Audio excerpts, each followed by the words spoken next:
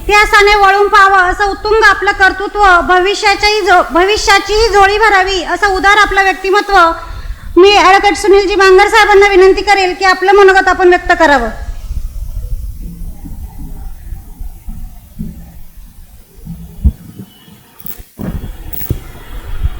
आदिशक्ती माता तुळजाभवानी जगदंबा, महाराष्ट्राचा आराध्य कुलदैवत राजेश्री छत्रपती शिवराय यांना प्रथमतः मानाचा मुजरा.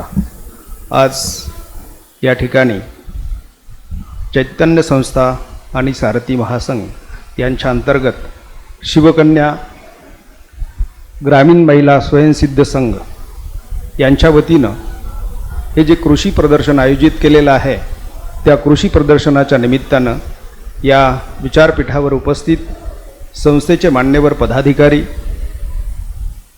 माझ्यासमोर या ठिकाणी उपस्थित असलेल्या माझ्या सक्षम माता भगिनी, त्याचबरोबर मी बरोबर असेल तर उपस्थित असलेल्या 27 महिला बचत गटांच्या अध्यक्ष, पदाधिकारी, कार्यकर्त्या, संघटक आणि उपस्थित माता भगिनींनो, काही अनुभव या ठिकाणी ऐकले. वटवृक्षाचं बीज मोहरीपेक्षाही लहान असतं, अगदी मोहरीपेक्षाही लहान, पण त्याच्यामध्ये एक उर्मी असते, सुप्त अशी शक्ती असते, एक ऊर्जा असते. अत्यंत छोट्या काळामध्ये त्या मोहरीपेक्षा छोट्या बीजाचा वटवृक्ष होतो आणि काही काळानं त्या वटवृक्षाखाली गायीची खिल्लारं आणि उन्हाने श्रांत झालेले किंवा उन्हाने थकलेले जीव सावलीसाठी त्या ठिकाणी येऊन बसतात. परिवर्तन कसं असतं हे बघा. आपल्या प्रत्येकाच्या घरामध्ये माता भगिनी आहेत. या माता भगिनी ज्या आहेत, जेव्हा त्यांना एखादी संधी मिळते आणि संधी मिळाल्यानंतर समाजामध्ये आपलं दैदिप्यमान असं व्यक्तिमत्व त्या निर्माण करतात, असं मी या ठिकाणी ऐकलेल्या अनुभव कथनावरनं जाणवलं. खरं तर खेड्यापाड्यातली स्त्री, माझी माता भगिनी, ती नेमकं काय करते सगळ्यांना याचं नीटसं माहिती आहे. म्हणजे सकाळी अगदी उठल्यापासून गाईच्या धारा काढण्यापर्यंत, शेतीवाडी मुलांचं सारं करण्यापासून संध्याकाळी रात्री 11 वाजेपर्यंत ती थकत असते, दमत असते आपल्या परिवारासाठी, आपल्या कुटुंबासाठी. आणि खरं तर बाहेरचं जग तिच्यासाठी नसतंच मुळी. म्हणजे चूल आणि मूल यामध्ये अडकलेली आमची स्त्री आज खरं तर ज्योतिताई आहे, मोहिनीताई आहे, त्यांच्यासोबत काम करणाऱ्या ह्या सगळ्या चैतन्य संस्थेच्या कल्पनाताई, आपण रेखाताई, आपण फार मोठी चळवळ, म्हणजे राजमाता जिजाऊ प्रतिष्ठाननं खरं तर हे काम गेली 25-30 वर्षापूर्वीपासून सुरू केलं. मी असं सांगेन, त्याचं ब्रीद आहे अंधारातून प्रकाशाकडं. आणि अंधारातून प्रकाशाकडे याचा अर्थ असा, अज्ञान असेल, दारिद्र्य असेल, जो काही अंधकार विकारांच्या रूपाने असेल आमच्या जीवनात जो आलेला आहे, तो ज्ञानाच्या रूपानं, समृद्धीच्या रूपानं त्याचा प्रकाश आमच्या जीवनात यावा यासाठी काम सुरू केलं. कामाचा खरं तर मतितार्थ आणि गर्भितार्थ असा होता की जिजाऊ साहेब, खरं तर राजमाता जिजाऊ प्रतिष्ठानचं एक प्रॉडक्ट समोर बसलेलं आहे. म्हणजे त्या काळामध्ये महिला सरपंच होणं ही फार मोठी गोष्ट होती. सविंद्राताई काळे राजमाता जिजाऊ प्रतिष्ठानच्या एक सरपंच म्हणून पुढे आल्या. त्यांनी त्यांच्या गावात अत्यंत उत्तम असं काम सुरू केलं. हेतू हाच होता की घराघरात जिजाऊ तयार व्हावी. जर आम्हाला समाजामध्ये समृद्धीचा प्रकाश हवा असेल आणि त्यासाठी आम्ही जर एखाद्या शिवसूर्याची वाट पाहत असू, तर प्रथमतः जिजाऊ जन्माला यावी. जर जिजाऊ जन्माला आली तर शिवराय समाजामध्ये तुम्हाला ठाई ठाई दिसतील.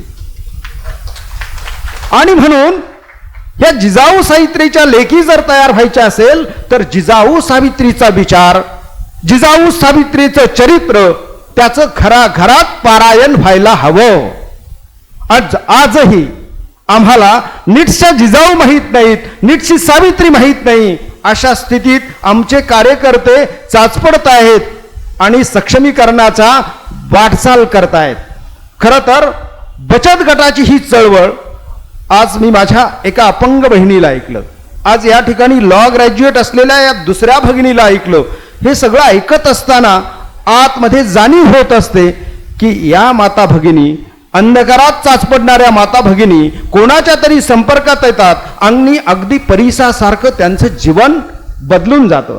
संस्थेच्या माध्यमातून जे काही हे प्रबोधनाचं काम चाललेलं आहे, महिला सक्षमीकरणाचं काम चाललंय, खरं तर याचं मनापासून कौतुक आणि मनापासून समाजानं याला साथ देण्याची गरज आहे.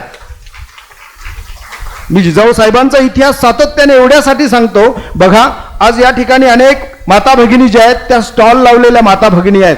छत्रपती शिवाजी महाराजांनी राजमाता जिजाऊ साहेबांच्या प्रेरणेने आणि आशीर्वादानं जेव्हा रायगडावरती त्यांचा राज्याभिषेक झाला, रायगडावरती महाराज राहायला गेले, त्यावेळेला आपल्या राज्यामध्ये रायगडाच्या अवतीभोवती माझ्या माता भगिनी सक्षम बनवण्यासाठी एक उद्योगाचं नवं पर्व सुरू केलं. ते असं, तुम्हाला हिरकणीची कथा माहीत असेल. बघा, म्हणजे आमच्या महिला सुद्धा काही उद्योग करू शकल्या पाहिजेत, घरात संसाराला हातभार लावू शकल्या पाहिजेत. त्यासाठी रायगडवाडीची म्हणजे रायगडाच्या पायथ्याशी असलेली हिरकणी नावाची एक भगिनी गडावरती दूध विक्रीसाठी येते. गडाचा नियम असा आहे का सूर्यास्तानंतर आणि सूर्योदयापूर्वी गडाचे दरवाजे बंद राहतील साऱ्यांसाठी. अगदी कुणी आलं तरी, म्हणजे राजे शिवाजी जरी स्वतः गडाच्या दरवाजावर त्यावेळेला जर आले तरी सुद्धा गडाचा दरवाजा उघडायचा नाही. अशा वेळेला कोजागिरीचा दिवस आहे. दूध घेऊन आलेली ही हिरकणी नावाची गवळण आहे, गडावरती येते.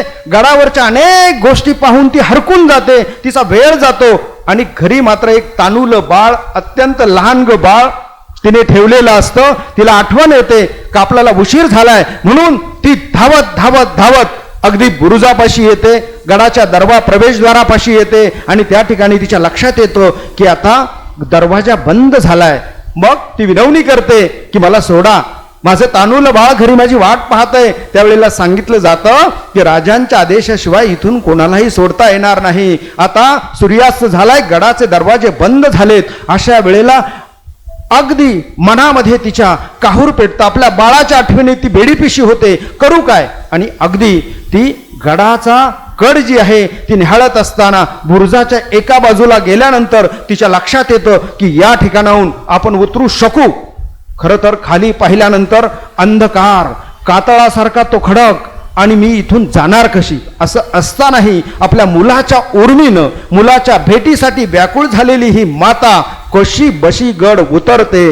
झाडी झुडपातनं उतरत असताना तिच्या संपूर्ण शरीरावरती ती रक्तबंबाळ झालेली असते आणि ती उतरल्यानंतर आपल्या बाळाकडे जाते, बाळाला घेते, तिला आनंद होतो. आणि दुसऱ्या दिवशी पुन्हा ती दरवाजात गडाच्या हजर असते. त्यावेळेला पहारेकऱ्यांना प्रश्न पडतो की रात्री या ठिकाणी असलेली हिरकणी आज आपल्या समोर कशी.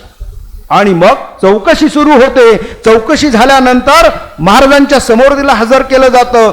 आपण नियम मोडला, कायदा मोडला म्हणून आपल्याला शिक्षा होईल की काय या भीतीनं हिरकणी खरं तर महाराजांच्या समोर असते. पण अशा वेळेला महाराज संपूर्ण चौकशी अंती महाराजांच्या लक्षात येतं आणि एवढा मोठा गड, एवढी मोठी ताकद, एवढा मोठा अभ्यास करून आम्ही एवढा मजबूत गड बनवला. असं असतानाही स्वराज्यातली आमची जर एक भगिनी गड उतरून खाली जाऊ शकते, याचा अर्थ गडाच्या बांधकामामध्ये दोष आहे. आणि ज्या ठिकाणाहून हिरकणी उतरली त्या ठिकाणी महाराजांनी एक मजबूत असा नवा बुरुज बांधला आणि त्या बुरुजाला हिरकणी बुरुज असं नाव ठेवलं. आणि या हिरकणीची साडी चोळी देऊन पाठवणी केली आणि महाराजांनी सांगितलं, हिरकणी तुमच्यासारख्या भगिनी जोपर्यंत आमच्या स्वराज्यात आहेत तोपर्यंत आमचं स्वराज्य कोणी जिंकू शकत नाही. भगिनींनो, हे उदाहरण एवढ्यासाठी सांगायचंय का जोपर्यंत तुमच्यामध्ये त्या हिरकणीचा सुप्त गुण लपलेला आहे, उद्योगाच्या रूपानं, बचत गटाच्या चळवळीच्या रूपानं हे सक्षमीकरण तुमच्या अंतःकरणामध्ये पेरलं गेलेलं आहे, तो तुमच्या संसाराला कधीही दगा होणार नाही. अगदी कोणतंही संकट आलं तर त्या संसारामध्ये हिरकणी सारख्या तुम्ही जिजाऊंच्या आशीर्वादानं नक्की ते तारून न्याल असा मला विश्वास वाटतो. आणि तुमच्यासाठी एक कविता खास करून मी या ठिकाणी वाचणार आहे. ती स्त्री आणि माता भगिनींना समर्पित अशी कविता आहे.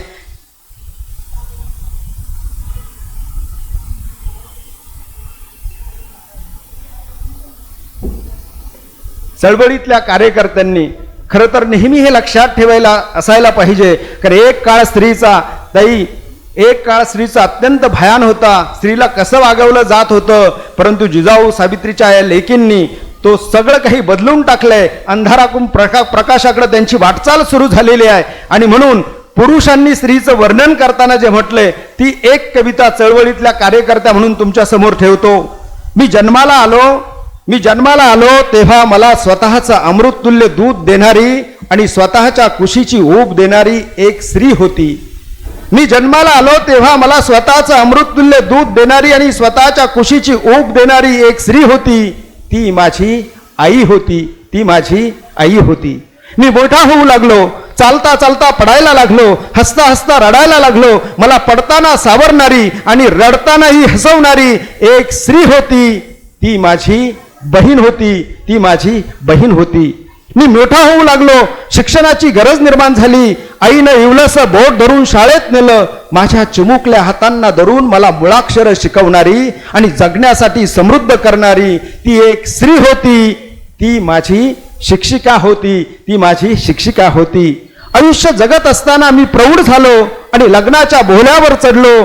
माझ्या आयुष्यात एक स्त्री आली जिने माझ्या सुखातही आणि दुःखातही मला समर्थपणे साथ दिली. मी हरलो, पराजित झालो, तिच्या खांद्यावर डोकं ठेवी निवांत रडलो. त्या अपयशासह जिने मला सांभाळलं, सावरलं, शेवटपर्यंत साथ दिली ती एक स्त्री होती. ती माझी बायको होती. आयुष्य जगत असताना मी अधिकाधिक प्रौढ झालो, तसा कठोर झालो, व्यवहारी झालो. माझ्या या कठोर हृदयाला बर्फासारखं वितळवणारी आणि मला लहान मुलासारखं खळखळून हसवणारी एक स्त्री होती. ती माझी मुलगी होती. आयुष्य जगून झालं. मी म्हातारा झालो, शरीर थकून गेलं, अवयव गलित गात्र झाले. या थकलेल्या देहातून एक दिवस प्राण निघून गेला. माझ्या या असहाय्य शरीराला, निष्प्राण देहाला जिने स्वतःच्या कवेत घेतलं आणि मला कायमचं चिरशांत केलं ती एक स्त्री होती. ती माझी मातृभूमी होती. खरं तर वेळेचं भान ठेवून मी एवढंच सांगेल की तुम्हाला सक्षम व्हायची गरज नाही. तुम्ही मूलतः सक्षम आहात. या चळवळीमध्ये तुम्ही मजबूत बनलेला आहात.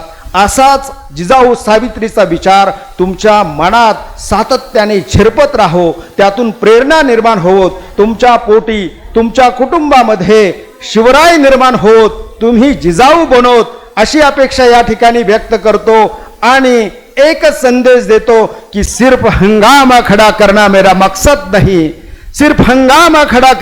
मकसद नहीं, मेरी कोशिश है कि ये सूरत बदलनी चाहिए.